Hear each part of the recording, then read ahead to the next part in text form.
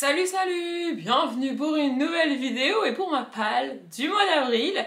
Pour ce début d'année 2024, je fais un peu un challenge par mois, ce qui est habituellement pas le format que je préfère. Vous l'avez vu là, au mois d'avril, je vais participer au Blossom Spring Challenge organisé par une youtubeuse qui s'appelle je sais pas comment et qui tient la chaîne Le Boudoir. C'est une chaîne à laquelle je suis pas abonnée d'ailleurs.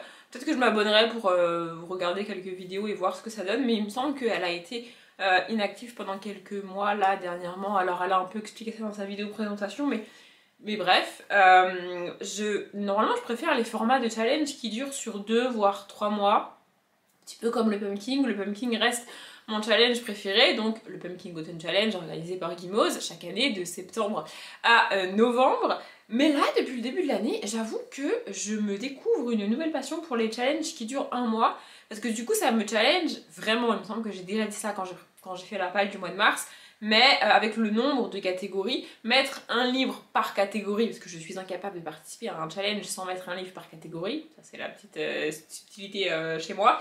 Bah ça me challenge de lire vraiment pas mal sur le mois. Alors à l'heure où je tourne cette vidéo, je vous avoue que ma palle du mois de mars, il y a très peu de chances que j'arrive à la finir fin mars vraiment, et je pense qu'elle va déborder sur début avril, mais j'ai quand même décidé de faire un challenge en avril. Et c'est aussi pour éviter, je crois que je l'ai déjà expliqué il y a longtemps, ça fait longtemps que je ne l'ai pas réexpliqué, mais en fait, me retrouver face à l'immensité de ma palle et qui compte une bonne centaine de bouquins aujourd'hui, et devoir en choisir un pour le lire là maintenant tout de suite, ça me stresse. Vraiment, c'est une situation que je déteste. Et je sais jamais quoi choisir, je sais pas de quoi j'ai envie, je sais pas. Vraiment, ça me bloque, j'y arrive pas. Par contre, me poser devant cette palle avec une liste de catégories et de mots-clés, etc. pour faire une palle de 8, 10, 12, 15 livres, bah ça j'adore. Et après, avoir cette mini palle pour le mois et devoir piocher dedans et faire l'ordre. En fait j'ai juste à prendre les livres que j'ai décidé de lire et les mettre dans l'ordre dans lequel je veux les lire. C'est ce que j'ai fait au mois de mars, d'ailleurs je vous l'avais dit en vlog. Ça c'est cool, vraiment ça c'est cool. Donc c'est aussi pour ça que je fais des challenges, pour avoir des mini pales dans ma palle. Voilà, et donc là c'est la première année que je participe à ce challenge là, et je le fais uniquement sur avril, tout simplement parce qu'au mois de mai il y aura le mois de la fantaisie de Madame Pikiti Bookin, donc Stéphanie, et je participerai à ce challenge là sur le mois de mai. Vraiment de base, ce mois de la fantaisie c'est un challenge que j'aimais pas vraiment. Alors j'ai participé parce que c'est Pikiti, parce que c'est un genre quand même que je lis beaucoup et que j'aime bien, tu vois, mais sur un mois vraiment ça me perturbait de ouf. Et là cette année je suis dans un mood de challenge sur un mois. Alors ça va pas durer jusqu'à la fin de l'année, puisque de toute manière il y aura le pumpkin en fin d'année, mais c'est très cool. Donc bref, j'ai aussi hésité un peu à faire ce challenge là précisément en avril, mais j'en ai pas trouvé d'autres qui me donnaient envie vraiment. Celui-là il me fait moyennement envie parce que, alors déjà de base, tout ce qui va être thématique printanière, les fleurs, etc., c'est pas vraiment ce qui m'enjaille le plus. Moi je suis beaucoup plus enjaillée par les sorcières et Halloween, tu vois. Voilà. Et la thématique générale du challenge, depuis qu'il existe, en tout cas d'après ce que j'ai compris, c'est l'Asie au sens large. Et d'après ce que j'ai déduit de sa vidéo, parce que c'est la première fois que je regardais la vidéo présentation de ce challenge, du coup, c'est à chaque fois elle choisit un pays précisément d'Asie pour compléter le dernier menu. Et tout ce qui est pays asiatique, littérature asiatique, etc., même culture asiatique au sens large, c'est pas du tout un truc qui m'intéresse. D'ailleurs, il y a quelqu'un en commentaire qui m'a demandé si je regardais des séries asiatiques, j'ai même plus le nom, des K-dramas ou un truc comme ça, je sais plus. Je regarde pas parce que ça m'intéresse pas en fait, c'est pas du tout un truc qui m'attire, c'est pas du tout un truc qui m'intéresse. Et je l'avais déjà dit, il me semble, pire que tout, quand je vois une personne présenter un livre qui a priori pourrait potentiellement m'intéresser et que bim, le livre est écrit par une personne d'origine asiatique, je me dis bah du coup je vais pas le lire. C'est vraiment pas un truc qui m'attire, c'est vraiment pas un truc qui me... Je sais pas comment expliquer, c'est pas un truc qui me plaît. Donc il y a une ou deux catégories où j'ai quand même été un petit peu obligée de parler, d'avoir des bouquins qui parlent de ces thématiques-là, mais j'ai galéré parce que dans ma palle, bah, il y en a pas. J'ai acheté des trucs spécifiquement pour le challenge parce que vraiment, il y a des catégories pour lesquelles je n'avais pas. Et je me suis dit que ça me changerait un petit peu et peut-être ça me donnerait envie de lire un peu plus de cette littérature-là que je lis pas du tout et que j'ai jamais lu. Donc c'est pour ça que j'ai participé, que j'ai décidé de participer à ce challenge. Honnêtement, je suis pas du tout sûre de pouvoir tout lire ce que j'ai mis dans dans ces catégories au mois d'avril, j'y arrive pas. Il y a notamment un livre que j'ai mis, parce qu'il fallait que je le mette à un moment donné, tu vois, mais je le finirai pas au mois d'avril, c'est sûr, il va s'étaler sur le mois de mai. Mais je me suis dit, c'est pas grave, à un moment donné, il faut quand même que je le lise. Donc bref, comme d'habitude, mon ordinateur est là-bas avec tous les menus, toutes les catégories et tous les mots-clés. Et je vais lire ce qui a marqué parce que j'ai pas du tout appris toutes les catégories par cœur. Il y a, il me semble, 4 menus et 3 catégories par menu. Donc ça fait en tout 12 bouquins. J'ai pas mis que des bouquins, j'ai mis des graphiques parce que sinon j'y arriverai pas. Déjà comme ça va être compliqué. Mais bref, on y va. Le premier menu c'est printemps florissant et la première sous-catégorie c'est l'eau des roses. Et là, c'est parfait, j'avais le livre parfait, je l'ai acheté il y a il y a 2 semaines je crois, un truc comme ça, parce que j'ai eu une envie soudaine et irrépressible de le lire. Alors j'ai pas pu le lire tout de suite parce que il était pas dans la page du mois de mars, donc voilà. Mais vraiment, c'était parfait. Donc les mots-clés c'est romance, feel good, chick lit, et j'ai mis dedans Rebel University, le tome 1 Hot as Hell de Alfreda Henry et Alicia Garnier. Je sais, on l'a vu partout, tout le monde l'a lu. En plus, ils font ça de plus en plus, j'ai l'impression. Mais sortir les tomes de saga vraiment très rapprochés et pas attendre un an entre chaque tome. Et du coup, là, c'est le cas, les 4 tomes sont déjà sortis. Je crois qu'il y en a 4 si je dis pas de bêtises. Et je sais pas, ça m'a donné envie. Alors, après, je sais pas trop de quoi ça parle, hein, à part qu'on est dans une romance et qu'a priori, il y a une notion de hockey ou d'espèce de truc sur la glace, quoi, tu vois. Je sais pas, vraiment je sais pas, mais j'avais envie. J'avais envie, voilà. Bon, par contre, je m'attendais pas à ce qu'il soit si gros. Il est quand même balèze. Il fait 450 pages. On n'est pas sur une petite romance quand même. Mais je sais pas, j'avais envie. En fait, ça fait longtemps que j'ai pas commencé de saga de romance comme ça et que j'aime, en fait. J'ai un peu terminé toutes les sagas de romance que j'avais en cours, là. Et du coup, je me suis dit que peut-être ce serait ma nouvelle saga de romance en cours. Il y a 4 tomes, peut-être que je la lirai entièrement sur l'année vu qu'ils sont tous sortis. Allez savoir, mais ouais, je me suis dit pourquoi pas. Et puis aussi, j'avoue que je suis Alexa Garnier sur les réseaux, donc j'ai un peu envie de voir ce qu'elle écrit. J'ai jamais lu le livre d'Alexa Garnier, de mémoire en tout cas. Mais ouais, vraiment, il me fait très envie. Je pense que c'est par lui que je vais commencer au mois d'avril parce que j'ai trop envie, quoi. Voilà. Je suis désolée, dans cette vidéo, apparemment aujourd'hui le soleil a décidé de jouer à cache-cache, donc ça risque de faire un petit peu jour-nuit en vidéo. La caméra a tendance à bien gérer la luminosité, c'est-à-dire que moi, quand j'ai l'impression d'être complètement dans le noir, vous ça va, mais il y aura quand même des différences. Je suis désolée, c'est le soleil. Je contrôle pas le soleil encore. Voilà. Bref, la deuxième sous-catégorie, donc, c'est le jardin des secrets, et là les mots-clés c'est drame, traumatisme, secret, intrigue familiale. Et là, j'ai décidé de me foutre un petit peu un coup de pied où je pense, tu vois, et de sortir des fins fonds des méandres de ma palle, un livre qui traîne là depuis au moins 2, peut-être 3 ans, que j'ai présenté en book haul check-in et que j'ai dit que je gardais parce que je voulais le tenter. On est sur une thématique que j'apprécie pas particulièrement en bouquin, ni même en film ou en quoi que ce soit d'ailleurs, mais que j'ai eu dans une box de lecture. Donc je me suis dit qu'il était temps, ça va me faire mal de lire ce bouquin et je suis toujours extrêmement critique avec ces bouquins.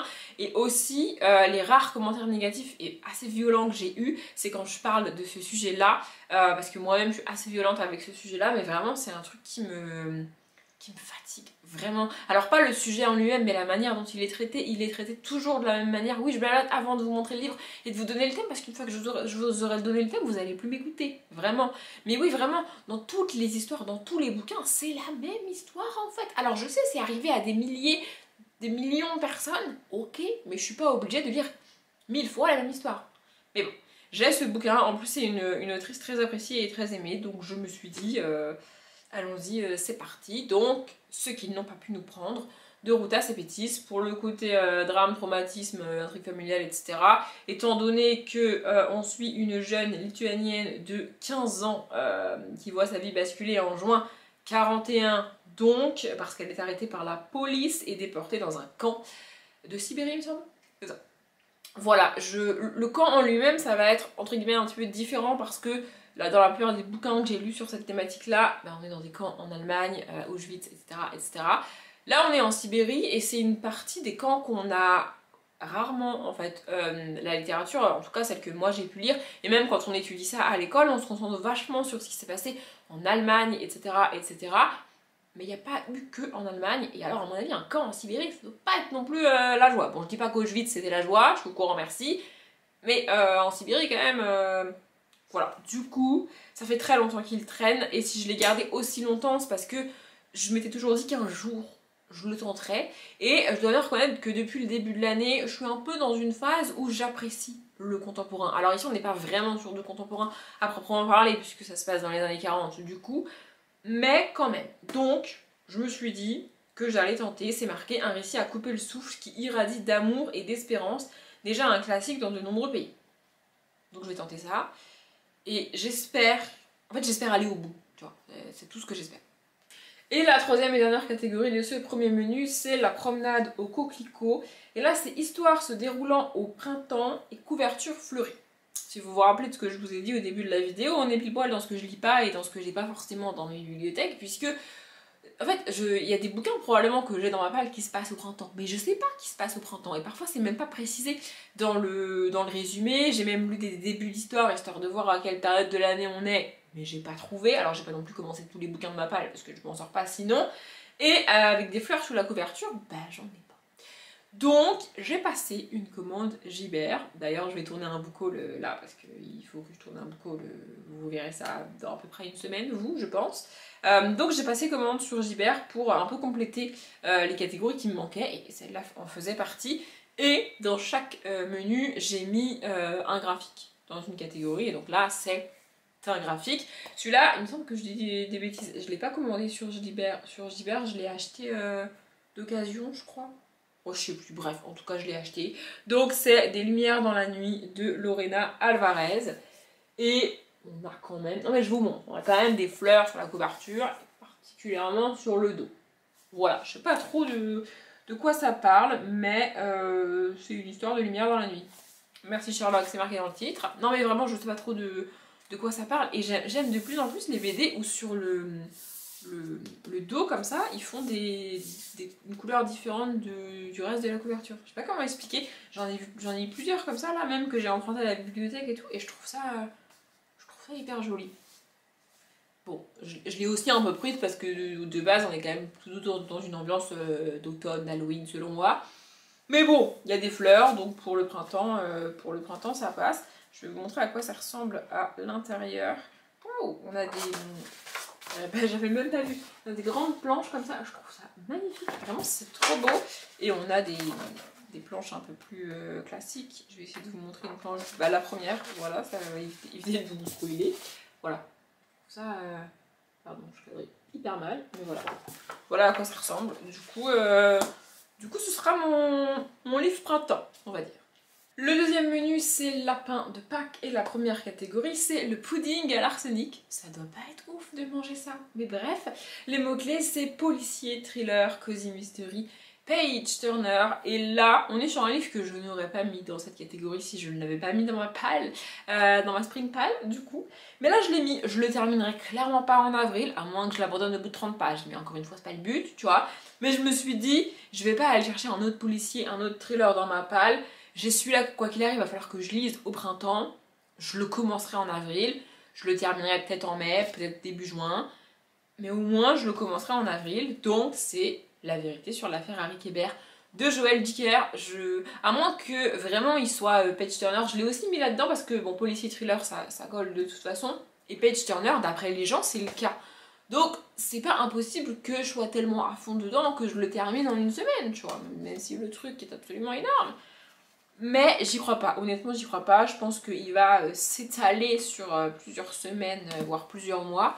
Mais au moins, je vais le commencer en avril. En fait, le mettre dans ma spring pal, ça m'oblige à le caler quelque part au printemps, forcément. Et le mettre dans ma pal d'avril, ça va m'obliger à le commencer très très tôt en avril. En gros, je pense que je vais lire Rebel University parce que je vais pas pouvoir m'en empêcher dès le début du mois là. Et après, je commencerai celui-là. Et en parallèle, j'avancerai, je lirai les autres. Vous voyez? Parce que en fait, je déteste avoir la sensation de rester coincée dans un bouquin pendant 2 semaines et de lire que ça et de pas avancer, vous voyez. Alors que même si je lis que 10 pages par jour de ça et qu'en parallèle j'avance dans mes autres lectures et dans ma palle, ça va mieux. Vous voyez ce que je veux dire? Je sais pas si vous comprenez ce que je veux dire, mais bref, en tout cas, ce sera mon policier thriller pour le challenge parce qu'il est bien assez gros et que j'allais pas en rajouter un autre. La deuxième sous-catégorie, c'est Sugar Sugar Rune, je suppose que ça se dit comme ça.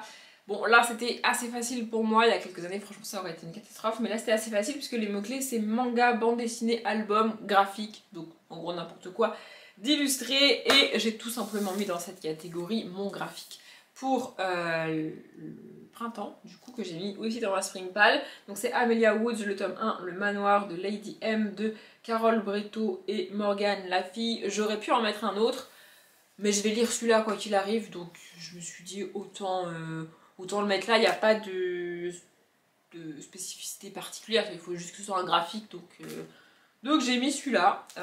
Voilà, je sais plus si dans la palle du printemps je vous ai montré à quoi ça ressemblait à l'intérieur, il me semble que oui, mais bon, je vais vous montrer une autre planche ici, voilà, parce que pourquoi pas. Je l'ai acheté neuf, c'est extrêmement rare que j'achète un graphique neuf, et alors encore plus rare que j'achète un graphique neuf que j'avais vu nulle part avant, mais je l'ai vu avec Cultura et il était trop cool, donc enfin il avait l'air trop cool, donc j'espère qu'il sera vraiment cool. La catégorie suivante, c'est les œufs de Fabergé, et les mots-clés, c'est histoire se déroulant dans une autre époque, voyage dans le temps. Alors, qui dit tous ces trucs-là? Alors, histoire se déroulant dans une autre époque, techniquement, le Route à Sépétis, ça marche, puisque ça se passe dans les années 40, en pleine Seconde Guerre mondiale, donc c'est une autre époque. Mais je me suis dit, il y a quand même un livre de SF avec des histoires de voyage dans le temps qui traînent dans ma palle depuis à peu près aussi longtemps, si ce n'est plus, que le Route à Sépétis, et que j'ai gardé parce que je m'étais toujours dit qu'un jour je le tenterais. C'est un peu le challenge où je tente des trucs, voyez-vous. Mais en même temps, on est sur un challenge que j'avais pas prévu de faire et que donc j'avais pas préparé, ce qui veut dire que j'ai pas acheté de livres spécifiquement pour le challenge. Chose que je fais par exemple pour le pumpkin. Pour le pumpkin, vous verrez dans le book haul, j'ai déjà commencé à acheter des trucs pour le pumpkin. Oui, écoutez, voilà, c'est comme ça. Mais là, je l'ai pas fait. Donc en fait, je dois littéralement faire avec ce que j'ai dans ma palle. Et comme on est sur des thématiques que je lis pas forcément, bah c'est forcément des vieux trucs, ce qui est pas plus mal en soi. Donc pour le côté voyage dans le temps, j'ai mis Timelapse de Nadia Richard. Donc c'est une youtubeuse de base qui a écrit ce bouquin. Alors il est sorti il y a un moment et je l'ai acheté pas au moment de sa sortie, je l'ai acheté un petit peu après, 2017. Donc ça fait au moins 3 ans qu'il est dans la palle, si ce n'est 4. Voilà, et on est sur une jeune fille qui découvre qu'elle peut voyager dans le temps. Enfin, qu'elle peut arrêter le temps, je crois. Je me suis dit que ça collerait parce que niveau SF, espace-temps, etc., j'ai pas mieux, franchement. J'aurais pu mettre un livre qui se passait à une autre époque, comme j'ai dit, genre un Gail Carriger, par exemple, ça aurait été nickel, tu vois. Mais je me suis dit non, on va mettre celui-là. Ça va être un peu mon moi vraiment challenge, au sens où je lis des trucs qui traînent dans ma palle depuis des mois et des années et que je lis pas d'habitude parce que j'ai la flemme. Voilà, donc le mois d'avril c'est mon mois anti-flemme. Je sais pas si ça va marcher, mais en tout cas c'est comme ça que j'ai décidé de le faire. Voilà. Le troisième menu, c'est escapade printanière. D'ailleurs c'est écrit très bizarrement, je suis pas sûre que ça s'écrit comme ça, mais bref, il faudra que je vérifie. Et la première sous-catégorie, c'est clip clap clip plus d'avril. Et les mots-clés, c'est jeunesse, réécriture et relecture. J'ai un petit peu hésité, mais je me suis dit, j'ai lu le tome 1 au mois de février, au moment où j'ai préparé ma palle et au moment où je tourne cette vidéo, d'ailleurs je suis en train de lire le tome 2, on parle de relecture, j'en fais quand même rarement, c'est l'occasion de le mettre. Peut-être que j'aurai pas le temps de le lire en avril, peut-être qu'il sera décalé au mois de mai, mais je l'ai quand même mis ici. Hunger Games, le tome 3, La Révolte, de Susan Collins. En fait, dans l'idée, je me suis dit, soit je prends le temps de le lire en avril, vraiment, dès que j'aurai fini le tome 2, parce que là j'ai à peine commencé le tome 2 à l'heure où je tourne cette vidéo, pour tout vous dire, je galère un petit peu à lire cette semaine, mais bref.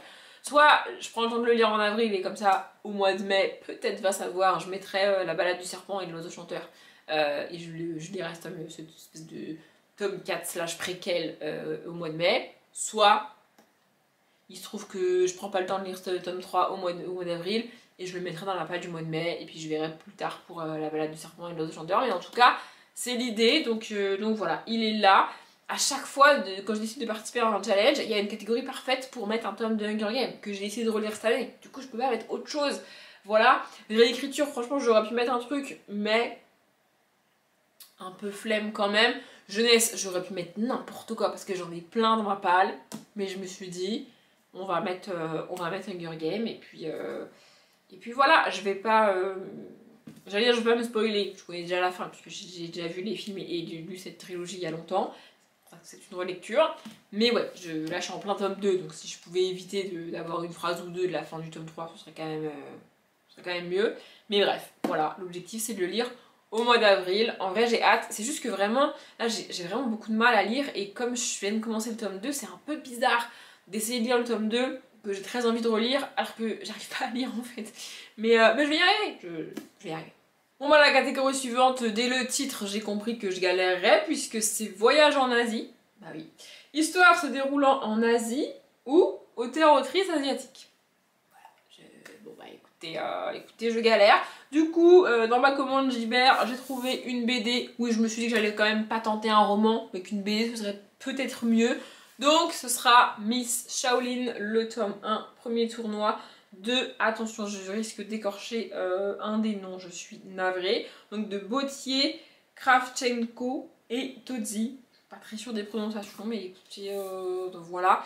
Je suis pas très sûre que ça se passe en Asie, mais vu la couverture et le dos, si ça se passe pas en Asie à un moment donné, faudra pas dire que c'est ma faute.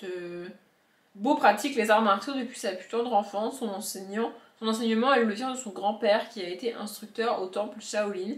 Un jour, un groupe de 5 garçons la défie pour vérifier ses aptitudes au combat. Je n'ai pas lu la fin du résumé. Vous voyez, il n'y a rien qui dit qu'on est en Chine ou au Japon ou je sais pas où là, mais je vois pas pourquoi on serait en Europe. Enfin, je veux dire, quand tu regardes les planches, elle est quand même habillée en traditionnel femme asiatique, quoi. Donc je me suis dit que ce serait déjà un bel effort de lire ça, même si je découvre que techniquement on n'est pas en Asie, je peux pas faire mieux. Voilà. La catégorie suivante c'est vider les valises et dès que j'ai vu le concept de la catégorie, je me suis dit oula, je vais galérer parce qu'il faut lire un livre non lu lors d'un précédent challenge. Et alors, non seulement j'ai une fâcheuse tendance à lire tous les livres que je mets dans les catégories de mes challenges, mais en plus, même si j'ai pas lu le livre au moment du challenge, entre le moment du challenge et maintenant, bah je l'ai lu. Genre, comment il s'appelle, La lettre de Washington Square, que j'avais mis, il me semble, dans ma palle du Cold Winter.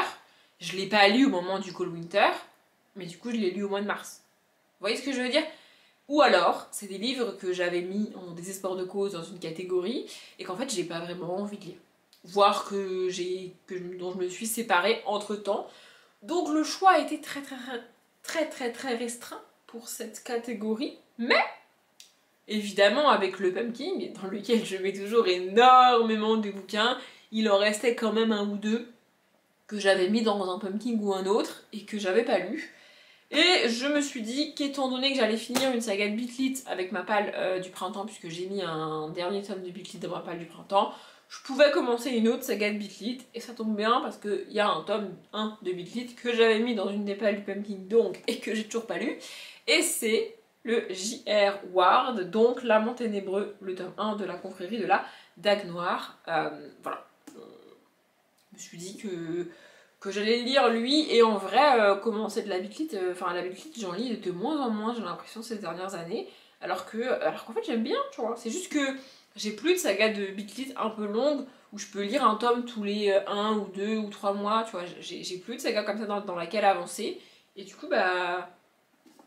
j'en ai pas commencé d'autres, je sais pas pourquoi, donc voilà, je vais commencer ça. Lui, il est impératif que je le lise. Pareil, on est sur une thématique qui me permettra de le décaler au mois de mai si jamais, tu vois. Mais le but c'est quand même de le lire au mois d'avril, même si on est quand même sur une petite brique, hein. Je me suis pas épargnée, hein. J'ai quand même mis des gros bouquins là, dans la poche du mois d'avril, on est sur 571 pages. À moins qu'à la fin il y ait un extrait du tome suivant. Ouais, c'est ça, à la fin. Ils font toujours ça, mes ladies. Mais je commence à les connaître. Donc il fait 559 pages. Oui, bon, j'ai gagné pas énormément de pages non plus. Mais bon. Voilà, j'avais pas grand choix pour cette catégorie et j'avoue que ça c'est pas mal finalement, donc je suis contente. Et donc le tout dernier menu c'est Printemps en Chine, la thématique de cette année qu'elle a choisie. Et la première catégorie c'est la cité impériale avec les mots-clés intrigue impériale, royauté, petit peuple. Et alors là, en désespoir de cause, j'ai cherché à avoir le tome suivant de truc de Versailles, la merde, complot à Versailles, mais j'ai pas trouvé. À la bibliothèque, il n'y était pas et je l'ai pas trouvé d'occasion. Donc bah, du coup, je ne l'ai pas, je ne peux pas le lire. Mais quand j'ai passé ma commande Gibert, j'ai trouvé un tome 1 sur les fées. J'ai un peu de mal avec tout ce qui est petit peuple, etc. etc. Mais je me suis dit qu'en BD ça passerait peut-être un peu mieux. Honnêtement, j'avais pas du tout envie de mettre un bouquin dans cette catégorie, j'avais pas du tout envie de tenter une énième saga sur les fées alors que j'y arrive pas en bouquin, vraiment je n'y arrive pas. Donc une BD, je me suis dit que ça serait mieux. Donc c'est, ça fait beaucoup de fois que je le dis donc, Le Jardin des Fées, le tome 1, Bergère des Fées de Alouette, donc Audrey Alouette et Moretti. Je suppose que Moretti c'est pas Marion parce que Marion Caméléon ne fait pas d'illustration, donc c'est Nora Moretti. Et bah écoutez, moi je vois Moretti, je suis désolée, ça me fait penser à ça. Donc d'ailleurs, Audrey Alouette au scénario, Nora Moretti au dessin et Citrus Treb aux couleurs. Voilà, voilà, voilà. Et c'est écrit là. Ah d'ailleurs c'est... Pardon, excusez-moi, j'ai fait tomber ma BD. Je croyais que ça c'était vraiment imprimé dessus, mais en fait c'est une étiquette. Du coup je vais l'enlever parce qu'elle est dégueulasse. Donc c'est marqué que c'est par les autrices de Princesse Sarah. J'ai jamais lu Princesse Sarah. Je les vois à la bibliothèque, mais c'est pas un truc qui me tente. Ça aurait pu coller pour la catégorie aussi, vous me direz, mais bref, voilà, je me suis dit que j'allais lire ça. J'avoue que je trouve la couverture absolument magnifique. Le dos est également très très très beau. Enfin, le dos, la quatrième est très très belle. Et ouais, du coup, il faut que je retire cette étiquette là parce qu'elle est un peu... Elle est pas hyper moche, franchement ça va. Mais quand même, je suis pas obligée de la garder, donc il faudrait que je l'enlève. Mais en tout cas, voilà pour la catégorie petit peuple, etc. La deuxième catégorie, c'est le tigre et la tisseuse. Alors à quoi ça fait référence, honnêtement, j'en ai aucune idée. Et les mots-clés, c'est mythe, légende, nouvelle fantastique, fantasy. Et je me suis dit que j'allais pour le coup mettre un livre que j'ai eu il y a pas très très longtemps, mais qui va traîner dans ma palle très longtemps si je le lis pas tout de suite. C'est logique, vous me direz. Enfin, je peux le lire dans 2 mois, tu vois. Mais je sens que c'est pas un livre que je vais lire rapidement. Et là, je savais pas trop quoi mettre avec cette histoire de mythe, de légende, etc. Et je me suis dit que celui-là, il collerait plutôt bien. Donc c'est un cas de Vincent Portugal que j'ai eu dans le calendrier de l'Avent Once Upon a Book, donc là au mois de décembre, donc ça fait pas hyper longtemps. Mais voilà, on parle de dieux, des dieux Incas, etc. etc. avec l'empereur Inca foudroyé en pleine cérémonie et sa fille qui doit un petit peu galérer. Alors, il n'est pas très gros celui-là, par contre les pages sont extrêmement remplies. Je sais pas si... Vraiment, je trouve que c'est vraiment optimisé à l'intérieur. Alors après, il y a des enseignes de chapitres comme ça, etc. Et puis on a des pages blanches, les chapitres commencent toujours sur la page de droite. Et on a aussi des passations de parties comme ça. Donc ça va à peu près. Je sais pas qu'est-ce que ça donne en termes de longueur de chapitres. Ouais, ça va, les chapitres font entre 6 et peut-être 8-10 pages. Donc ça va. Mais ouais, je me suis dit que... En fait, je me suis surtout dit que si je le sortais pas maintenant, alors que la catégorie s'y prête, et que j'ai pas vraiment d'autres choses à mettre dans cette catégorie, honnêtement, il allait traîner pendant quelques années dans la palle, et ce serait dommage d'en arriver au stade du Rutas et Pétis, ou même du timelapse. Timelapse, c'est ça? Oui. Donc, comme ça au moins, je le tente maintenant, et entre guillemets, on n'en parle plus. Voilà. Et la toute dernière catégorie, c'est Chine 2.0. Les mots-clés, c'est anticipation, science-fiction, modernisation. Je galère parce que je lis pas vraiment tous ces trucs-là, mais j'ai quand même un livre qui parle de SF et un petit peu de retour dans le temps. J'ai un peu hésité à lequel des deux je mettais dans quelle catégorie, mais ça revient à peu près au même. Hein. Anticipation, science-fiction, on est dedans, donc c'est Save and Continue de Mel Jemsev qui est aussi dans ma palle du printemps. Et lui, je l'ai volontairement mis là parce que vu qu'on est vraiment dans de la SF, ça colle pas trop au mois de mai. Et si je le lis pas au mois d'avril, il faudra que je le cale sur tout début du mois de juin là. Et au mois de juin, c'est pas trop ce que je vais lire en fait. Je le sais déjà après ce que je vais lire au mois de juin. Donc je me suis dit que j'allais le mettre là. On est dans un monde où tu peux revenir en arrière. On a tous rêvé, c'est marqué derrière, de rembobiner nos vies, tu sais. Des fois de rembobiner juste une scène, juste un moment parce que t'as dit un truc qu'il fallait pas, ou t'as pas dit ce que tu voulais dire au contraire, ou t'as été dans un endroit où t'aurais pas dû aller, ou alors t'as oublié de faire un truc et tu veux juste revenir en arrière pour le faire. Vous voyez ce genre de petites situations. Et bah c'est ça. Ça c'est un peu, dans le bouquin c'est un peu comme dans un jeu vidéo, tu peux vraiment revenir en arrière. Moi ça me rappelle les cassettes quand j'étais petite. Je sais pas s'il y a des gens qui... Enfin je pense qu'il y a des gens qui regardent cette vidéo qui connaissent les cassettes, tu vois. Il y en a qui connaissent pas. Mais ouais, vraiment c'est ça. Et on est sur du Mel James F. J'ai adoré la trilogie de Mel James F qui s'appelle...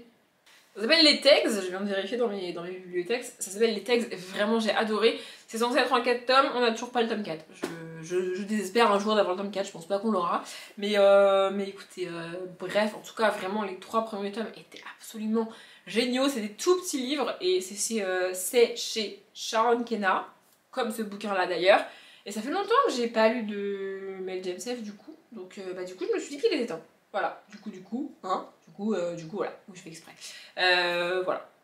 Donc, je vais lire ça au mois d'avril. Et pareil, on est sur des chapitres quand même assez courts. Et on est aussi sur des pages quasi vides comme ça. Mais vraiment, j'en ai vu plusieurs des comme ça. C'est assez bizarre. Il y a aussi des petits trucs comme ça. Genre vraiment. Donc, ça devrait quand même se lire assez vite. Bon voilà, là je vais pas en trouver d'autres pages comme ça, sinon c'est pas drôle. Mais bon, quand même. Ah voilà. En gros, il y a des changements. C'est des parties quoi. Comme ça. Voilà. Et puis il est pas très long, il doit faire dans les 200 pages. Attendez, je vais vérifier. C'est ça, il fait 200, même pas 240 pages. Donc, je vais lire ça au mois d'avril. Je vous fais juste une palle pour un challenge et je trouve comme d'habitude le moyen de blablater pendant une demi-heure. Du coup la vidéo est un peu longue, mais bon écoutez, je suis pas capable de pas blablater apparemment, donc c'est comme ça. J'espère que la vidéo vous a plu. Si vous participez au challenge, n'hésitez pas à me le dire en commentaire. Si vous en faites un autre au mois d'avril, n'hésitez pas à me le dire non plus parce que j'ai pas trouvé d'autres challenges qui me correspondaient pour avril et peut-être que l'année prochaine je referai pas ce challenge là si j'en trouve un autre qui me plaît plus, vous voyez. Donc n'hésitez pas à partager les challenges que vous avez ou que vous faites en ce mois d'avril. Moi je m'arrête là, j'espère que la vidéo vous a plu. Comme d'habitude je vous souhaite une bonne journée, un bon après-midi, un bon appétit ou une bonne nuit et je vous dis à bientôt.